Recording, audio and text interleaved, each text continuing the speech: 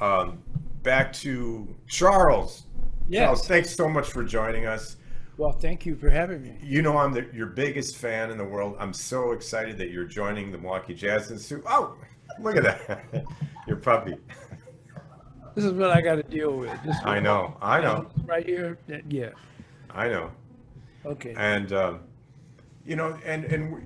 we all know we're 2 days before Charlie Parker's the anniversary of Charlie Parker's 100th birthday, which I think for someone like you who has dedicated his life to this music, and Charlie Parker has certainly played a huge role in that, this is a big deal. And it's also, I think, with all the terrible stuff that's going on in the world right now, it's nice to have something to celebrate.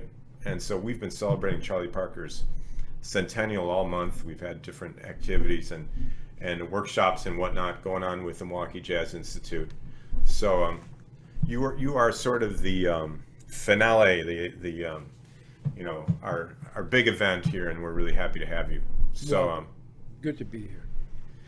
I thought maybe I want to talk about you. I want to talk about your amazing career, which is extraordinary. And I thought maybe we could start kind of a little bit from the beginning. I'm curious because I've had wonderful conversations with you, which have always been fascinating and informative, and you've helped shape me greatly. Oh, well, thank you. But I'm curious, there's so many things I don't know, and I'm curious. I know you were born in Joplin, Missouri, Hmm. and you spent your younger years there, and then eventually moved to Detroit, which we'll talk about. But I'm curious, did you grow up in a musical household? Were your parents No, people that no? not really. I mean, we did have a few jazz records, and everybody in those days had, a couple of jazz records, but they weren't really jazz fans. I mean, where they had a bunch of records and anything like that. So it was just kind of, the regular, household. Did, That would have been nice. I might have started earlier, or been, the flame might have been ignited earlier, but that didn't happen. And I moved to Detroit when I was about 9 years old, from Joplin. So I was exposed to some of the territorial bands that would come through Joplin in the summertime. And I would imagine, I didn't know it then, but when you read about these territorial bands in the South Central United States, they would be people like Jay McShann, Andy Kurt, people like that. So I'm sure I saw some of those bands because in the summertime they would be playing in the park every year, and I was very enamored of the music then and the shiny instruments. But I didn't start playing until I moved to Detroit. I started out on trumpet first and flugelhorn, and then when I was 13 I started playing alto. was it through school that you got interested in playing music? Yes. Yes. Yeah. Yeah. I'm now, believe it or not, back in the 50s, all schools had instruments, and we had a music department, what we call a choral, department, and an orchestra, strings. All schools had that with instruments. So if you didn't own an instrument, the school had them. However, they didn't have a saxophone because everybody wanted to play saxophone and trumpet. So drums were available, drumsticks, and the drums are there. And flugelhorn, because sax was first for me, and then trumpet, but neither were available. Yeah. So the guy says, well, flugelhorn, I didn't know what a flugelhorn was. He said, well, it's like a big trumpet. I said, okay, I'll take that. So I played Right. that for almost a year, and then I switched to alto when I bought one, when I was able to buy one.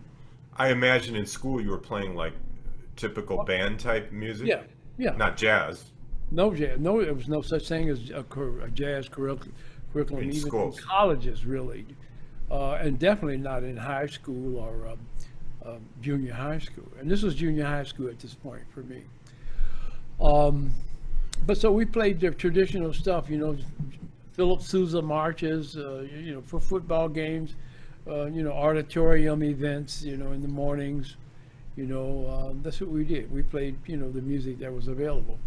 I remember playing some things that were a little different. We had an arrangement by Rimsky-Korsakov. I think it was called The Song of India. Oh, yeah. Okay, so this is a junior high school band, and we could play that, and I remember liking that because it was a little bit different than the marches and things like that. Right. But that was, just... When did you first become aware of jazz as a style of music? Well, I had heard, as I said, my parents did have they would have maybe a Count Basie record. Everybody had that in those days. Right, Without being, real jazz, dyed-in-the-wool jazz fans, everybody had a couple jazz records, Right. So I'd heard that. I'd heard things, on the radio. But, and the things I heard were like on saxophone, I can remember hearing Johnny Hodges, with Duke Ellington and things like that. So I'd heard some of the swing players. I didn't know anything about bebop. Yeah. Or they called it modern jazz in those days. Bebop, progressive jazz, modern jazz. Those are the different terms for bebop. That's what it was. So I had not heard any of that. And a young tenor player that was maybe a couple years older than I saw this Johnny Hodges book. I had in my case. And he said, "Oh, that's really interesting. It's great. Have you heard Charlie Parker?" And I had not. I didn't know what he looked like. I'd never heard him. And he said, "Well, you should check him out too." And I said, "Okay." So I had a chance to check Bird out in a little candy store in my neighborhood on a jukebox, and it was Tico Tico. It was some of the South of the Border records. And I saw Charlie Parker, and then I remembered, this is the guy that my friend told me about. Oh, wow. And put the money in and heard Bird, and it was Tico Tico. What do you think? That was around 1950 or Probably something like that? early 50s. Yeah. Early 50s. And when I heard that, that was it. Immediately, I knew. Immediately. And I'm about 14 at this point. Yeah. I knew that this is it. Who is this man? I want to get more records by him because it immediately made sense to me. And when I'd heard other people, and I'd heard other players before, I heard other people play a lot of notes. It's not like Bird is the only guy that did that. But it seems like when I heard him, I understood the notes. I understood the linear logic. No. And I understood, I could tell that he was connecting long phrases, very long phrases, and he's connecting them up seamlessly and with this logic, even though many notes are being played. But there's a sense of logic to them that I could hear even at 14. And when I heard that sounded different than other people to me that I'd heard up until that point.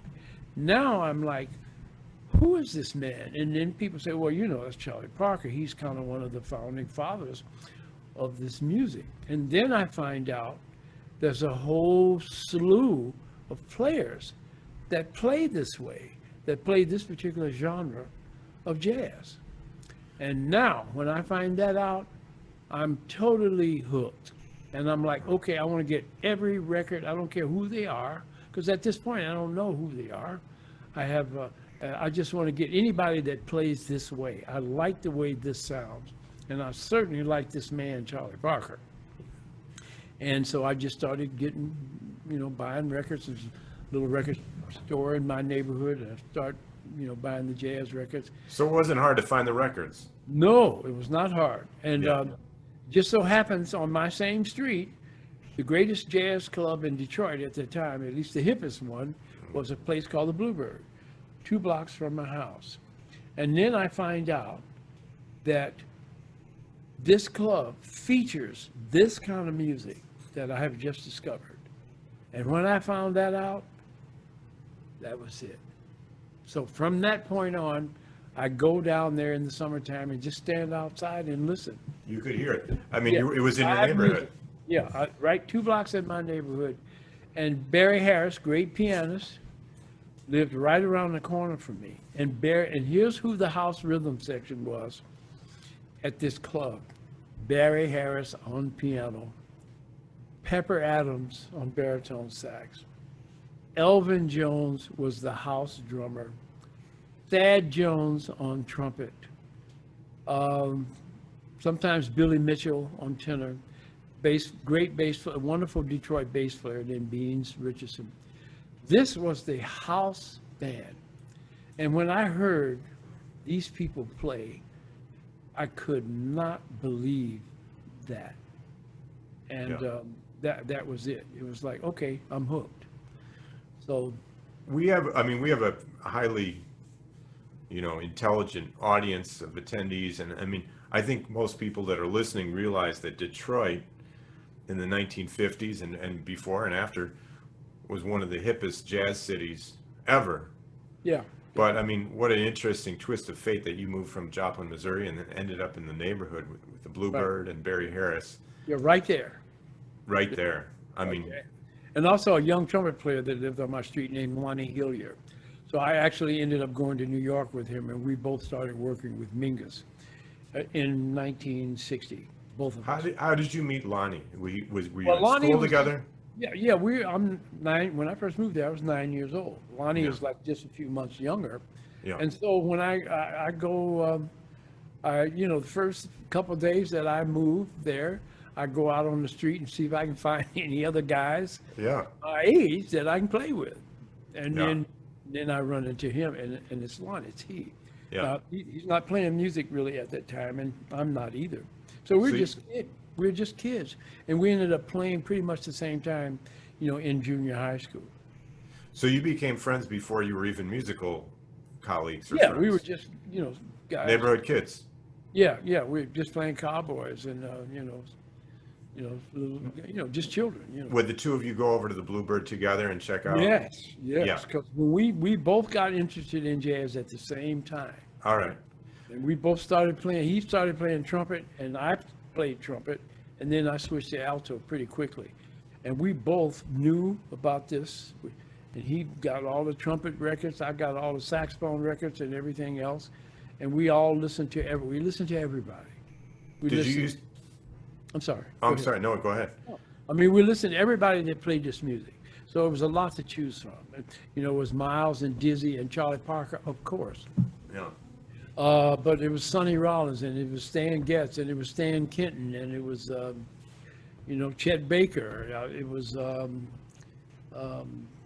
Sonny Stitt. It was just all great people. And so we listened to those records. And then when we found out that Bluebird played this kind of music, then Lonnie was one of the young players who would go and stand out in front of this club and just listen.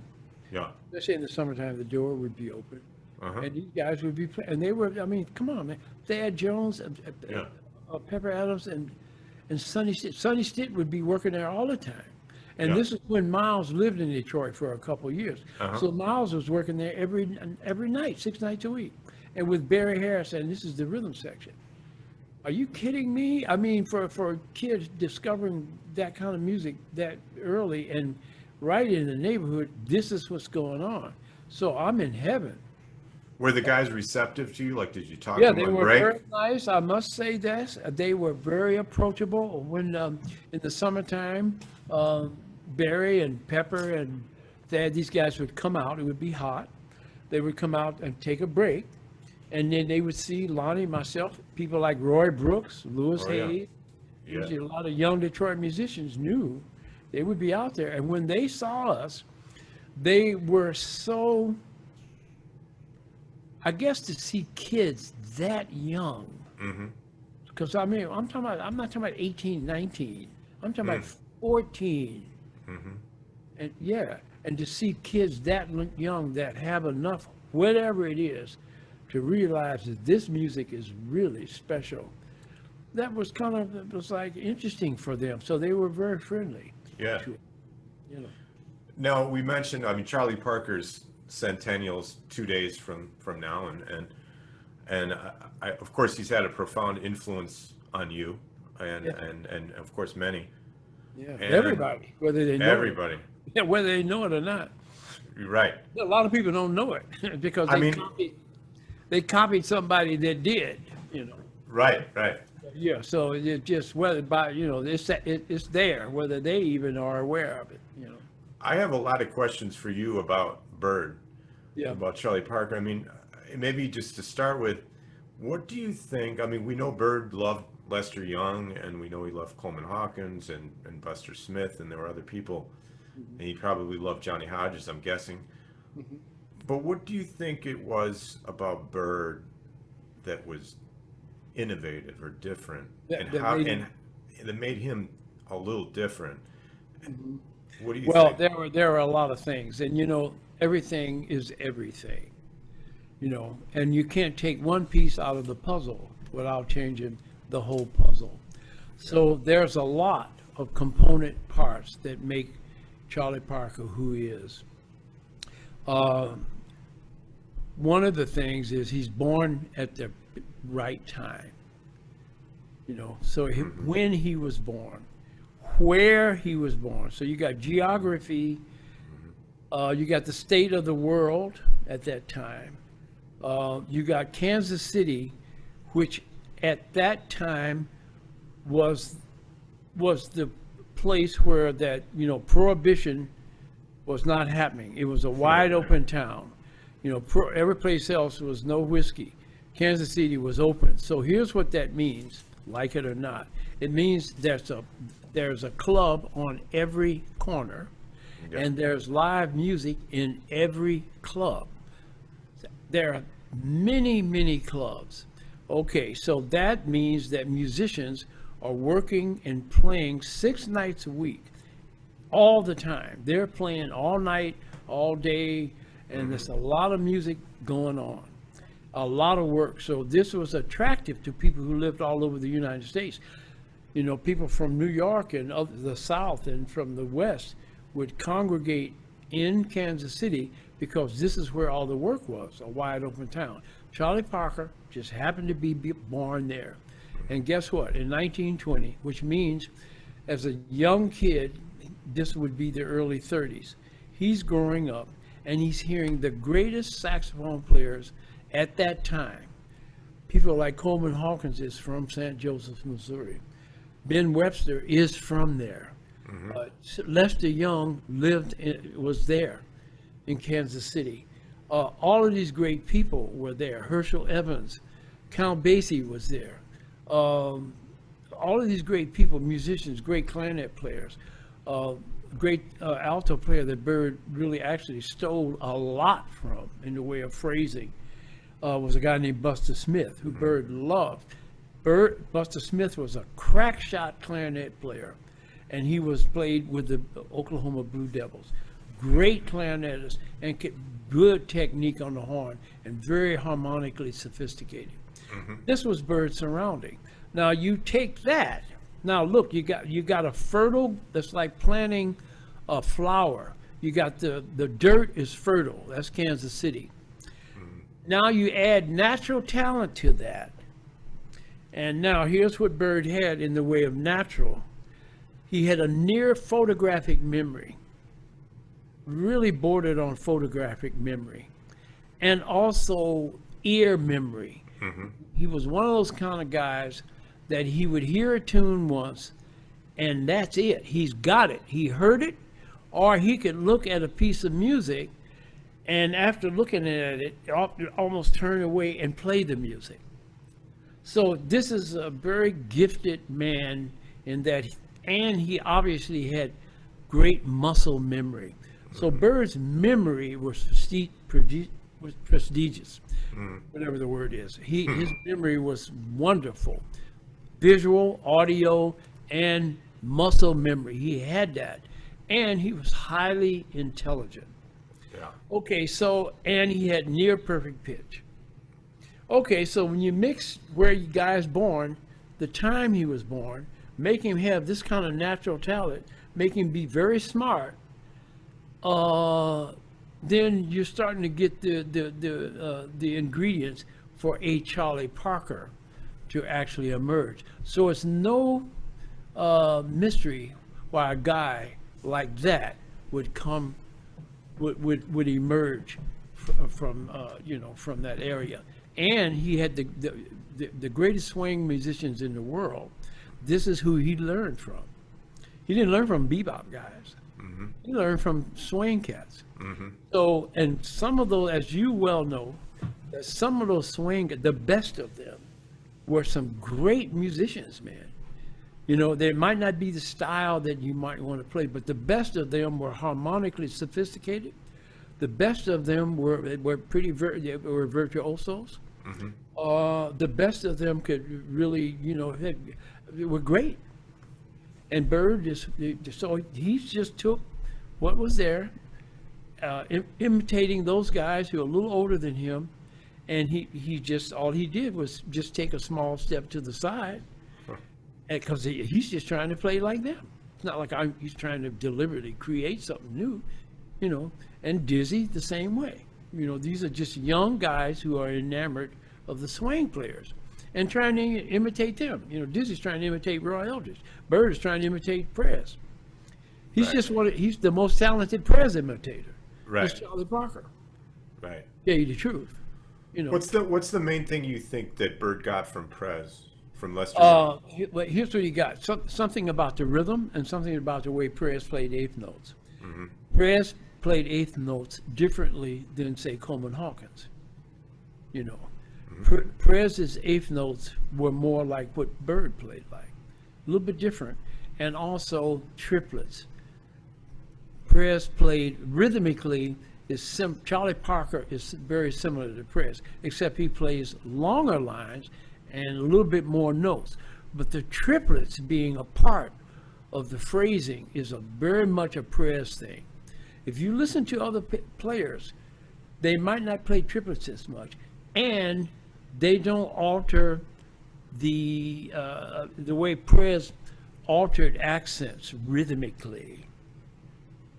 Prez would play a line and alter an accent and make it on a down that you thought would be on an up, or make an up that you would think would be an up, but he did, or vice versa. So he's doing this little curveball stuff in his phrasing all the time with these triplets, and he's playing these eighth notes that are not really dotted eighths and sixteenths, like deet da deet da deet da deet da.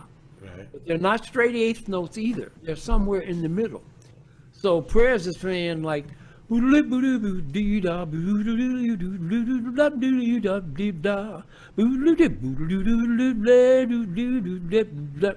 more like Bird is just an extension of Lester Young. Yeah. Right. On alto, and he's just changed harmonically. He's using a little bit more harmonic nuances and stuff, longer line, but it's very similar to Lester Young.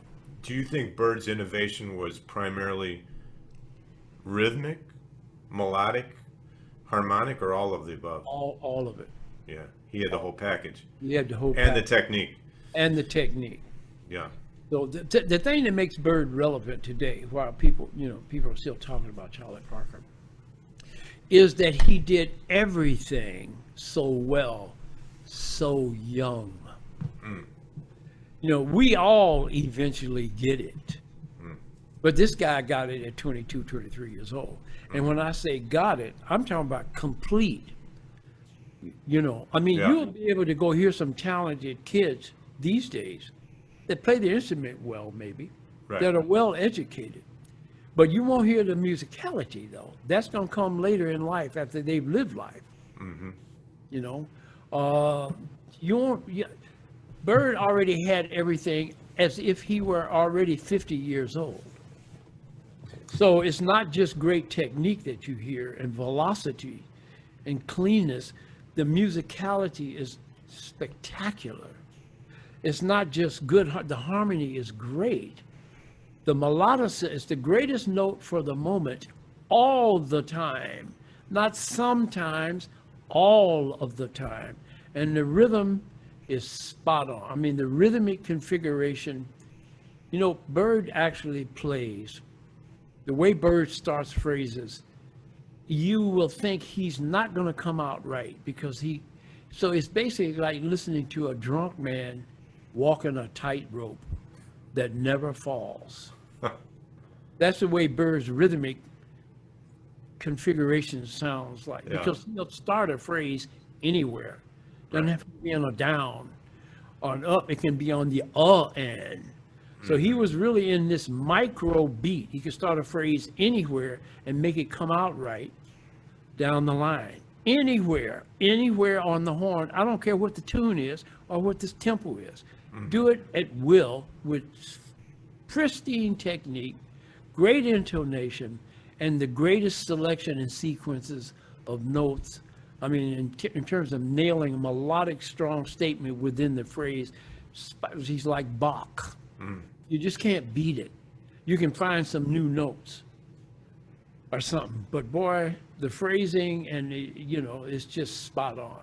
And the musicality, so he could play. He was one of the greatest ballad players ever. All you have to do is listen to "Don't Blame Me," Yeah. or something like that, and it's some of the greatest ballad playing ever. So now he went from playing 1,000,000 notes a second to not many notes, and he can really do it. Faster than Grease Lightning, he invented playing fast, clean as a whistle, so he can do that. Comfortable in every musical setting. It could be a classical, orchestral setting with strings and oboes. He's right there with those strings playing those American Songbook. Just gorgeous. Put him in an Afro-Cuban, Afro-Latin context with Machito. The rhythm and the way he's playing with Machito, he didn't have to change a thing about himself. It's perfect. It doesn't make any difference. Right. This is what I mean. Comfortable anywhere and spot on. Now, in Detroit, you got to hear Bird, correct? I heard Bird once live in person. Okay. Yeah. And tell us a little bit about that. I mean, what was it at a was a ball- club? So was it a dance? It was a dance. And in those days, quite often, when you hear people like Bird, he would be at a ballroom and not a club. And were people dancing? I mean, to me, that's hard to imagine. If Bird was playing somewhere, people- I'd be listening. Well, first of all, he adjusted his menu. Okay.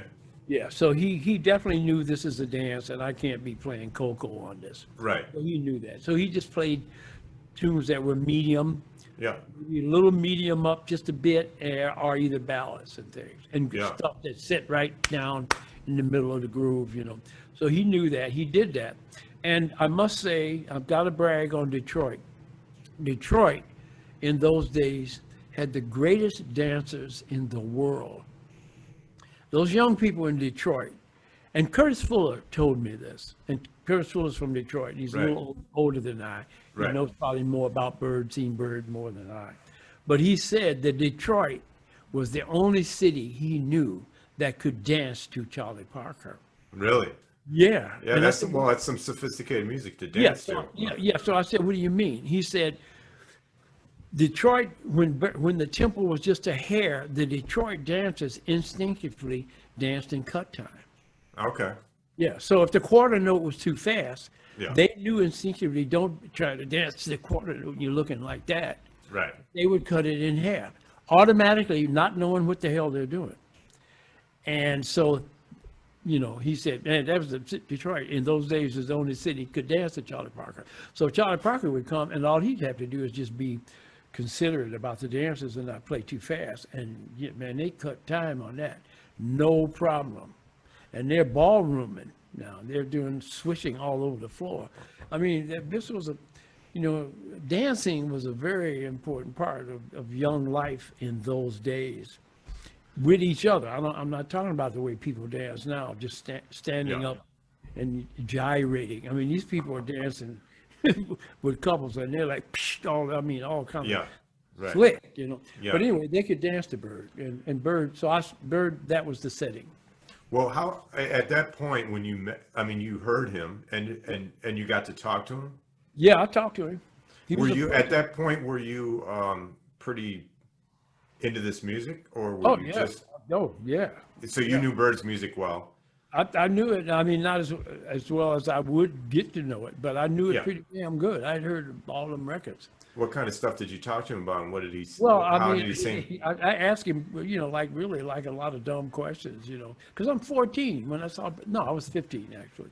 So I asked him how long you been playing, and what kind of reed do you have, and what's the mouthpiece, and do you have Sure. any kids, and blah blah blah. But I remember him saying, I'll never forget this.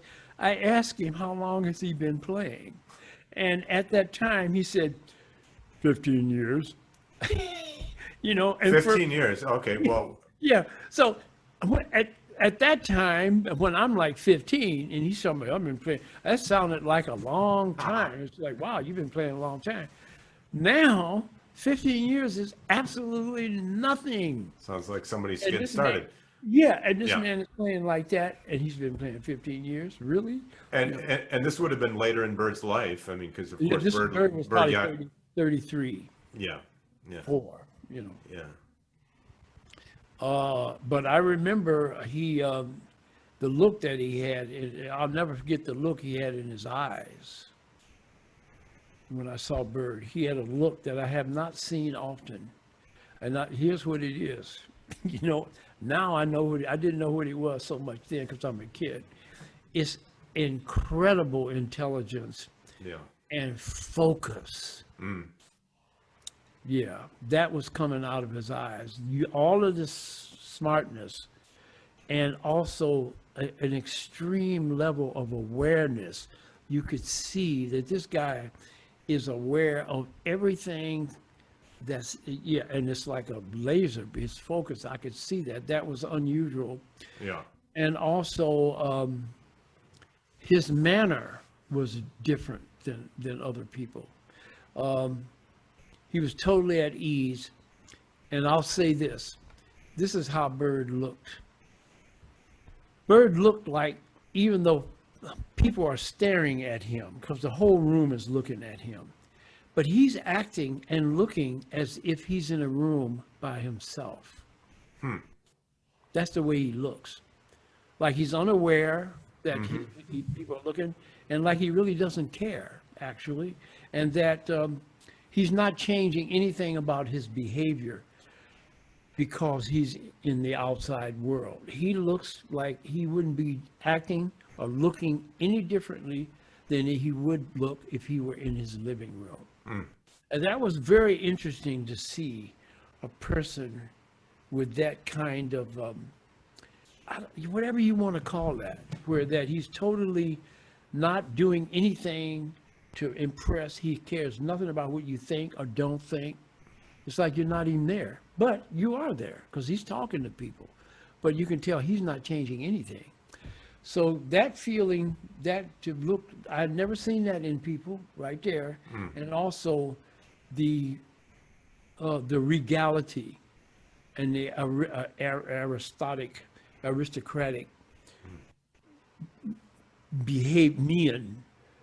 the way he carried himself was really like a king, without being ostentatious or loud or this is I'm Bird and you're nobody. Without that, it's just his deportment.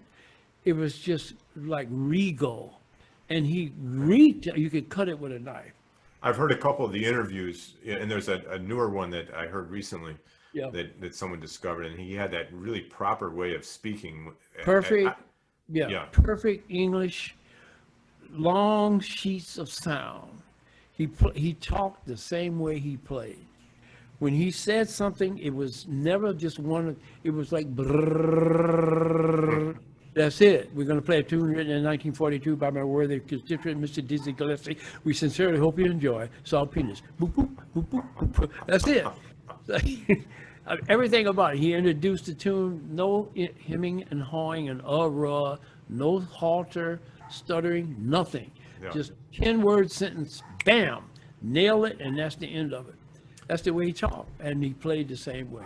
And what was it like to hear him? I mean, because there's not a chance to talk to people often that have heard Bird live. What was his sound like? What did he? I can't. Let me tell you. If you never heard that live, it's just sorry, because there's nothing on record that he did that will let you know the type of sound, the power of the sound, and the articulation that this man is doing. Those records do not show that.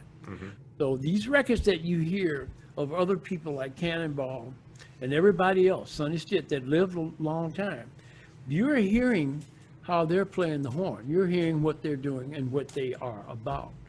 When you hear Charlie Parker, unless you heard that in person, you're not hearing what Charlie Parker really sounded like. You're hearing what the technology allowed. In person, here's what you would hear. First of all, a half a block before you get to the joint or wherever it is, you're hearing him. That's number one. When you get in the room to where he is, on or off mic, you're hearing a person that can fill the horn up and fill the room up without overblowing, without too much stress. And you're hearing that, just this fullness and power of sound. And you're also hearing the articulation with the tongue and the attack. I can't express this more. Charlie Parker's attack was like he shot a bullet that would pop a glass, like a wine glass. When he hit, this is kind of technical, but when he, saxophone players know, when he hit his left hand B natural and hit it, it would be like, it would be like, da, and it would be literally, if a glass were there, I could see him shattering it. That's how much his attack was. You do not hear that on records. That doesn't show up. He had that. And he had this tongue stuff that does kind of show up on records, but not like what it is in person. Right. Yeah. So all of this and just this crystal clear sound with this resonant and buzz and just the greatest time feel I've ever seen in my life. I've never seen anybody look like that when they played. The way he sort of bounced with the music, which gave you an idea of how he's feeling the quarter note. When I saw that as a young person, I said to myself, I had enough sense even then to say, if this is how this man is feeling that quarter note, then there's no wonder he plays like he does, because his body language with the quarter note was really interesting to watch. Really, I can't describe it. It was just like he had the bounce was right what the beat was, but his foot would be right on in terms of the time. But what he did with his body would be a little after the beat. So the bounce would be a thousandth of a second delayed with the beat of his foot. And to watch that was just really something. It's like, man, if this guy is feeling the quarter note like that, then the quarter note to him is this wide. It's no wonder he's doing what he's doing, because he's something he's feeling with the time that I don't know if a lot of people feel it like that. Right. Anyway, people who heard Bird live, that's why they say and act it, because they really know. And it's not, so it's just, it is what it is. Well, you were also lucky to be in the same neighborhood as Barry Harris, who Yes. I think most of the attendees and listeners here know that Barry is one of the greatest pianists of all time, and also one of the greatest teachers. Yeah. And tell us a little bit. I mean, I know you studied with Barry. Yeah. And Lonnie did too. Lonnie Hillier did too. Yep. And many others did. Right. Was that sort of an informal situation where you just Yeah, it was hang out? informal. Yeah, it was informal. And I met him just from coming out and standing out in front of the Bluebird. And we sat in one time. The club owner saw us, and he knew we were young musicians. So on one Sunday afternoon, Miles was working there at this time. Okay. And he said, you guys, there's a matinee on Sunday. If you bring your parents, you can come in and play a tune and then get out. So we did. We played a tune. I think it was Star Eyes. And Barry, was there. And, Miles and them they were going to play later. And we played the melody okay. But when it came time to solo, it was like gibberish. Because we didn't know anything about it. Our ears were good, but it wasn't that good. We didn't hear everything that it is to hear. We could hear certain things, but a lot of it would be just nonsense. Yeah. And Barrett could hear that, and he said, well, you guys got to learn more about harmony. And there's some method to this stuff. So, you know, if you live in the neighborhood, just come by some. So we did. We started coming by Barry's house. Now, go ahead, Charles. No. And then basically Barry at that time was just kind of beginning teaching. And he was working on certain concepts about the dominant seventh chord. And really what he was, I don't want to be too technical, but here's what he was doing. Musicians will understand this. He's starting to teach some of these young people, and I'm one of them, trying to make them understand quickly and learn exactly how to improvise. And you start thinking that there's too much emphasis on the minor two chord. And so he started thinking, I'm going to teach these young guys to have more emphasis on the dominant five. The minor two chord is the same scale, and it only lasts a moment, and you're on the dominant five anyway, and it's going to be 5-1, and also all of the harmonic goodies, the upper partials of the chord, are going to be on the dominant, not on the minor two. So you're going to flat at 9, raise 9, 13th, and 11th, and all this stuff's going to be there. So instead of saddling the young player with a bunch of 2-5-1s, just think 5-1. And you're going to play across the two anyway, and be thinking, target the 5. And this was what he was doing, because that was different from the way he learned. And it was like, let me experiment. Here's some guys who know nothing. So let me, if I'm going to try this approach and see if these guys actually learn faster. And it did work. So you were one of his Earliest student. one of his early students. One is the early student. I mean, do you think, like, I mean, and you've told me, like, I know a lot of people study with Barry. I mean, did Paul Chambers learn a lot from Barry? Oh, yes. Yeah. All those guys. Yeah. Paul Chambers, who's the other bass player? He was Paul Chambers' cousin, Doug Watkins. Doug Watkins. Yeah. Doug Watkins. Everybody. Yeah. Yeah, all of them, because they would. Barry held open court in the afternoon. Okay. He worked in the evening, so he had a gig that lasted for years. So in the daytime, he's free to practice. So Barry's house in the afternoon would be open court. Everybody would come by there. Everybody from Detroit and New York musicians that were working in Detroit, they knew about Barry's reputation for having open court, and they would come by. I remember seeing Train come by. Yeah. I mean, I've heard about Coltrane going to meet with Barry. Yeah, he did. And when do you think that was? I mean, it was in the 50s, right? Oh, it was when with Miles. Train was working with Miles. They were working at the Bluebird, this club I'm talking about. Okay. So that was Miles, Cannonball. You know what? It might have been when Train was working with Miles and Cannonball wasn't there. Yeah. So But it was mid 50s or Yeah. Oh, yeah. Late 50s. Yeah. Mid to late 50s, or middle 50s. And he was there, and he asked Barry what was he doing. You know, he pulled his chair up, sat right beside Barry. He had his horn out, and he looked at Barry and he said, "Just what is it that you're working on these days?" And then Barry explained just what I told you about the 2 5s and eliminating the 2. And that seemed to resonate with him a lot. You know, he called him, and so Barry said, "Just try it. Just play some tunes. Forget about the 2. Just play the 5." And he played the 5 on the 2. Just do it and see what happens. And some very interesting notes come out. You know, that's a very interesting sound. If you notice later on, when Train got into the modal thing, a lot of the sound that's classic Train is this. As a piano player, you would know this, and musicians. Voice a C minor 7th chord with your left hand, but play an F, A, C, F7 with your right hand, and play that chord at the same time. And you will hear the sound that's classic Train. And He's thinking more dominant. Yeah, against the 2. Yeah.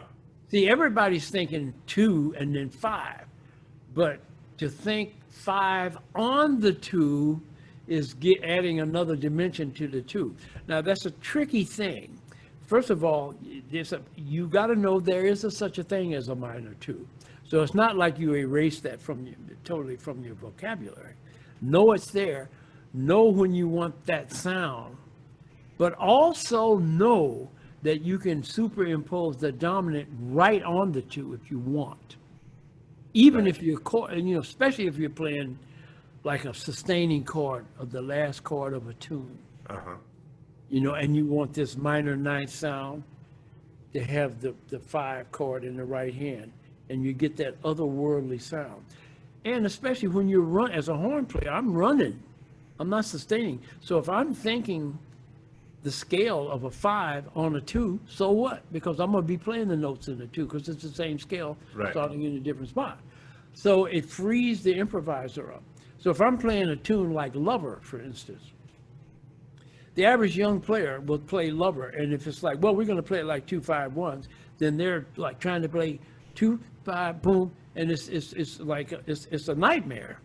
But if you know how to play that dominant on that, and don't worry about the 2, you'll end up doing it, and you'll be playing the 2 anyway. That's Right. and that's something a lot of young players. I mean, unless some old man tells you stuff like that, man, a lot of times, yes, that little stuff like that might be some stuff that might not get taught, maybe. It's some, yeah, I mean, I'm sure some people will know about it, but you can see how it would be escaped. You're not, it's like, oh, no, you can do this, because, anyway. Now, did you go to New York around the same time that Barry did and Lonnie? Yeah, about the same time, yeah. All of you. I mean, was that what prompted Probably you to go? 59, because Detroit, in those days you stayed and learned how to play in your hometown. Yeah. As much as and then you go to New York. That's the Yeah. way it was done. You just Yeah. go. That's the place you're going to end up. I don't care where you're from, but you have to learn how to play in your hometown. Right. You don't learn how to play in New York. You got to know how to Right. play before you get to New York. So was that 59 when you left? Yeah, 59. So we could, I mean, at this point, I'm like 19 or 20. I'd learn, I could play changes and play right notes. Yeah. I could do that, and then New York will teach you everything else, How did you connect with Charles Mingus? Had you known him at all in Detroit? Well, he did come to Detroit a couple of times and worked at that very club that we know. Okay. So we know who Mingus were. We knew who he Yeah. was. We knew about his reputation for being a tough guy. Yeah. So we knew that. So the way we got hooked up with Mingus was Lonnie and myself went to New York. We had saved up a certain amount of money, enough money to be in the mix for maybe a month or 2. And then after the money's gone, we're going to have to go back to Detroit. But we were hoping we'd get with a name band. Yeah. And so the money was just about ready to run out, And turns out that Mingus needed an alto player and a trumpet player because Eric Dolphy and a guy named Ted Curson were quitting Mingus. And Mingus was livid. He was angry. He was very angry, especially at Eric. But anyway, Yusuf Lateef, who would work with Mingus sometimes, great tenor player for Detroit, said, well, I know 2 young players from Detroit that might be able to play your music. And they always play at this jam session coffee house in the afternoon. They'll be there every day. Go there and check them out. Lonnie, Charles, that's who they are. So Mingus came back, and we were there. And he said, Charles, Lonnie, yeah, okay, well, come on, let's play. So he went on the bandstand, and we played with Mingus at the jam session. And then Mingus said, okay, you guys are hired tonight. Come and work at this club in New York. And that was it. Nice. Yeah, very nice. That worked out perfectly. And you That's were with right. him about 13 years, right? Yeah, 12 years, yeah. 12 years. And the first night on the gig, the very first night, this is what happened. Mingus was mad at the club owner because he didn't have all of the money. So here's what Mingus did at the end of the gig. He tore the piano up with his bare hands, went inside the piano and started plucking the piano strings. Mingus at this time was about 41, 5'11", and weighed 300 pounds. So he was like a bull. He tore the strings out, and he did about $2,000 worth of damage. Enough that, this is enough. You owe me 2, I'm going to do $2,000 worth of damage. He Yeah. did. I thought they were going to kill him because these guys were gangsters. They were packing. They really were. And it was like, I looked at Lonnie and I said, this is the first gig we got with this man, and this is going to be the last gig. Because these people are not going to have that. They're going to kill him. And probably us, we're through. You know, and it turned out nothing really happened. And that same evening, Mingus wanted to kill Eric Dolphy. Was Eric on the gig that night? Yeah, Eric was on the gig because in those days you gave 2 weeks notice. So both the trumpet player and Eric showed us. And just to clarify, we're talking Eric Dolphy. Yeah, Eric Dolphy. To show the new guys the music, and then for 2 weeks, and then you leave. But Mingus did not want Eric to leave, and rightly so, because Eric was great, and he was wonderful at playing Mingus's music. Really good. He really did. Yeah. And Eric was a hell of a musician. You know, he was a great, good technique, a wonderful music. You know, flute, bass player. He was great. But Mingus wanted to actually kill him. I mean, literally. Yeah. But nothing happened. But this was the first night of the gig, and Lonnie and I were like 19, 20 years old. We were terrified. This is your first gig with Yeah, Mingus. this is the first gig, and here's what this man is doing: tearing up the piano in the gangster's joint, wanting to kill the previous alto player. And this guy weighs 300 pounds, and he's whatever, and we're like 20 years old, and there he is, and here we are. And I'm thinking, man, I got 2 kids. I need the money. I don't know what I'm just going to have to deal with this guy. So did he want to fight Eric Dolphy? Is that what it was? Yeah. Yeah, he wanted to do it. And so what happened? Yeah, nothing. Because Mingus would be a lot of bluster. But he did what? He pulled a knife out on Eric. He said, you can't quit me, Eric. We're going to die right here tonight. And he pulled a knife out, and Eric is this really sweet, intelligent, soft-spoken man. Yeah. And he looked at Mingus and smiled and said, Mingus, I don't have a knife. Come on. And Mingus said, well, wait a minute. I'll go buy you one. Yeah. So he went, I swear to God, he goes over to a candy store, gets a knife, buys this big switchblade. Whoa. And comes back and gives it to Eric. And Eric just laughs at him and just says, come on, Mingus. And of course, nothing happened. Yeah. And Mingus probably wasn't going to do anything anyway. Yeah. And it all dissipated. But for 2 guys 19, 20 years old, this was startling, man, to see that we're working for a guy that wants to do this to the saxophone player and will do this to gangsters. It was like... Quite a start to that gig. Yeah, that's exactly right. I want to talk about your new record, but okay. And we'll do that in just a second because there it is. There it is. And I told you I've been listening to it. It's incredible. And we'll talk about. There's a quick question. I mean, I don't know if it's a quick question, but you remember Leonard Simpson from Milwaukee, a great alto player who. Yes. And Leonard is wondering. He said, "You said you learned everything else in New York. What were some of those things?" Well, I mean, just I learned how to get a sound, actually. Yeah. I mean, with Mingus, and he was hard to work for. He was a hard man to work for, and he was hard to please. So I had to learn how to project. So one thing is I learned how to play from the bottom of my gut and fill that horn up. I couldn't do that. I didn't learn. I didn't know. This is something you do learn when you start working professionally with people, and especially people like Mingus. And I had to learn, because if you were too puny, he would, he'd say something, and he's already heard Bird. Mingus is like Birds. Mingus has played with some of the greatest musicians in the world. So you being cute and young is not going to cut it. Right. You know what I mean? So he didn't care nothing about that, how young you were and how cute. That meant nothing. And if so I had to learn how to fill a room up off mic, not with a mic, off mic. Uh-huh. And so I learned how to do that. I learned how to get a sound without choking the reed, and you learn how to project, for one thing. And then the level of you trying to play was, he pushed you to the limit. You could not be half-stepping with him. I mean, you'd have to be playing your heart out, whatever your heart is. Because he was tough. Yeah. So I just learned all this, and then playing and listening to everybody. You do learn something when you're in an environment where there are people that play better than you. Mm-hmm. You don't learn if you're the best guy right in town, because who are you going to learn from? believe you me, when you go to some places where that there are several people who play as good, if not better than you, you will learn. And that's what New York offered back then. I don't care what you played. You know, there's going to be a bunch of alto players that can play. There's going to be a bunch of piano players that can play. You know, and you can be the golden boy in your hometown. But in New York, you're just another guy that were all golden boys in their respective hometowns. And they're in New York now.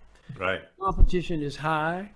A lot of players. Rent is ridiculous. It is what it is. And back then, it was rough, you know. You know, we were talking about your new record. Yes. Like I said, I've been listening to it, you know, and Thank you.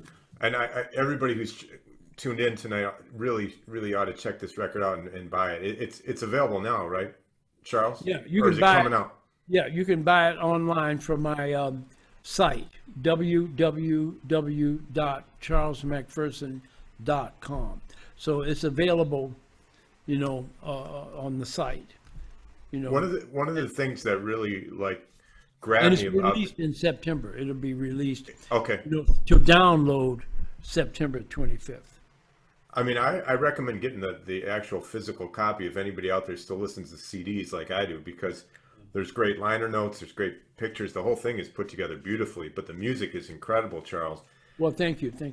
And one of the things that really grabbed me about it is that it features all of your compositions. I mean, it's all original music Right. of yours. I don't think there's anything on the record that you didn't write. Is that No, correct? it's all original music. Yeah, and it's Right. ballet music. So it's a little different.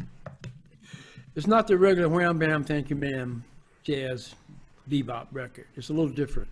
And because it's written for dance. So there are two suites.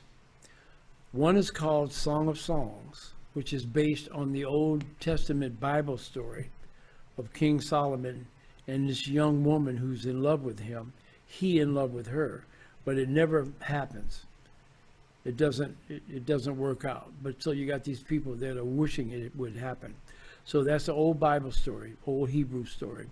The other suite is called Sweet Synergy. And that's a different suite. So I'm like resident composer for a ballet company here in San Diego. And my daughter is one of their solo dancers. So I started writing for them, and that's how I got involved. And so there are 3 suites, 2 medleys. So that's, and I've been with this company for about 5 years. But all of this here is ballet music, so it's a little different, you know.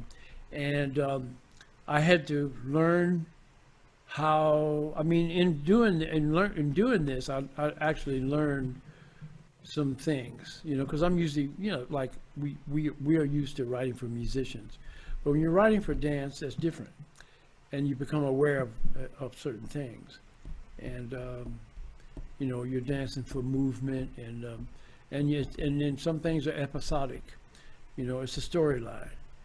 You're dealing with emotions about regarding the story. So now you're not just writing a bunch of tunes. You're writing a tune about unrequited love. This tune has to be about unrequited love. The melody has to be that way. The chords have to reflect that color. And something else is something else. Something else is something else, maybe more gay or more joyful. It just kind of forces you not to ramble and just play a bunch of things.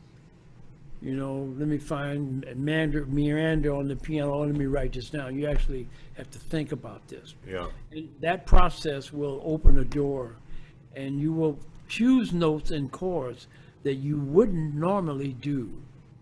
And so that's what's kind of interesting. I mean, this is something that somebody like me will learn from doing this.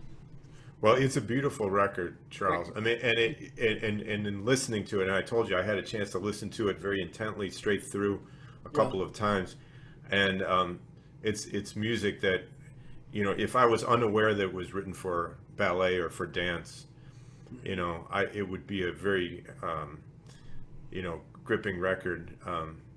But that added dimension is amazing, and I'd love to have a chance to to hear this music, accompanied by dance. Yeah, well, you can see it. I mean, at some point, I think you can see it online. There are certain things online you can see some of this, and then that's why it's good to read the liner notes, because the liner notes give you the history of the music and of the why the suites and what the suites are about. So it's just like visual, it's information that's helping the sonic information, Well, it's gorgeous music. I mean, Thank you. And you've got an outstanding lineup of musicians: Jed Patton and Terrell Stafford and Billy Drummond, I think, is on it, and David Wong and others. It's an incredible record. So I really recommend everybody pick this up. Yeah. Charles, I know we're probably a little over our time here, and I think what this tells me is we got to have you come back to the Milwaukee Jazz Institute. Okay. And do another chat, or I hope that we're at a point soon where we can get you back to Milwaukee to do some playing. Okay. And, I'd love to do it. Yeah. Yeah, we hope that's soon. Yeah, I hope so too, as well. Sarah Williams, hey Sarah, she's saying, would you say the name of the record, please? Yeah, absolutely. This is Charles McPherson's Jazz Dance Suites, Song of Songs, Sweet Synergy Suite. Yeah, 2 suites. Did I get that correct? Yes, Song of Songs, that's 1 suite. Sweet Synergy Suite, that's another suite. The young lady there is my daughter. That's Camille, my daughter, the dancer. Amazing. Yeah. So, yeah. Anyway. Charles, thank you so much for your time. I mean, we are big fans of you. Thank you. And like I say, we hope to see you soon. I'm glad you're doing well. You are an inspiration that you continue to make great music and write music, and despite everything that's going on, you continue to be passionate and inspired, and that inspires all of us. Well, thank you so much. God bless. All right, Charles. Stay well, everybody. We'll talk soon. Thank you, everybody, for tuning in, and we'll be in touch. Visit the MilwaukeeJazzInstitute.org, and we've got other exciting things coming up soon. So, all right, Charles, take care. Take care. Bye-bye. My best to Lynn. Take care.